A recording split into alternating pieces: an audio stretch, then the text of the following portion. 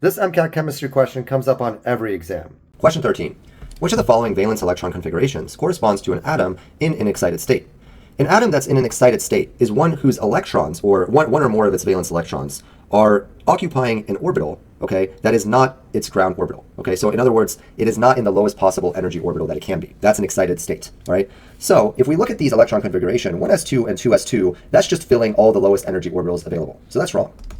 And then B, 2s2, 2p1, okay? Well, this one is also technically filling all of the lowest energy orbitals available because we're assuming here that 1s2 is already filled. Otherwise, there's no way that electrons would be in these orbitals. Okay, but again, after you fill the 2s orbital with 2 electrons, and remember that each orbital can only have 2 electrons, then you put that last electron into the 2p orbital. Okay, so that's not excited. And then we have C, which is 3s2, 3d1.